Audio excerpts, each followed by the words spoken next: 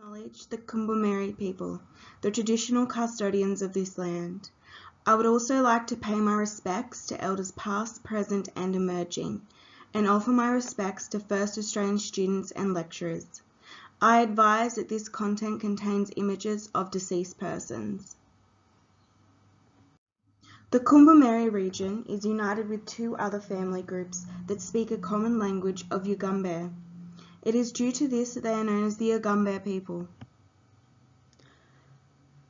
I assume that finding culturally significant sites in the Kumbumeri region would be easy to find and research. This, however, was not the case.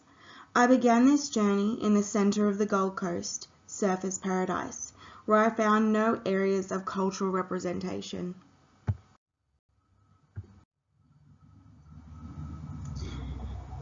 It was not until my internet searches led me to the Jerigal Cultural Centre that I found First Australian culture within my community. The Cultural Centre is run by Kumbumeri peoples. It offers walks and talks on the significance of the land and culture and what connects the Kumbumeri people to this area. While there, I spoke to a woman who has decided not to appear in this video.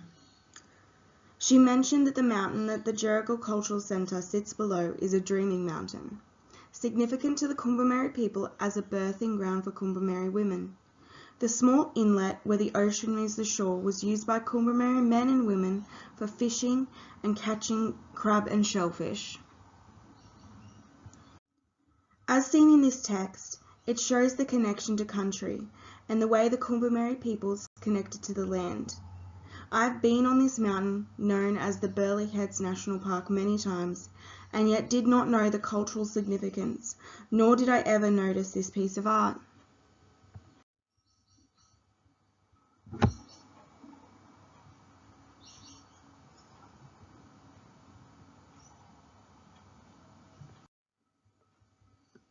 The Dreaming Mountain, now paved to allow residents of the Gold Coast a nice walk up to the beautiful lookouts, is breathtaking.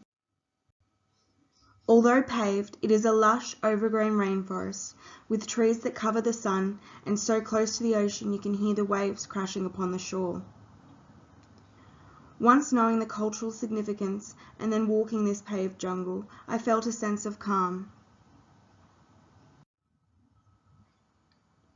Although once leaving the mountain, I realised the heavy weight of my new findings. The Gold Coast, the land of the Kumbumeri people, has so few culturally significant areas. How are future generations meant to understand the cultural significance without sites of recognition? How can we expect them to respect other cultures if we as Australian people do not respect the oldest culture whose land we not only stole but have destroyed? Is it even my place to feel sad or confused by this? The Gold Coast is a city that prides itself in tourism, yet shows so little of the culturally significant land we inhabit.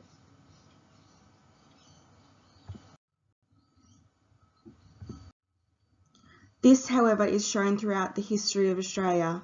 From beginning of invasion, we have seen the systematic destruction and oppression of First Australian peoples, their culture, land, and connection to country.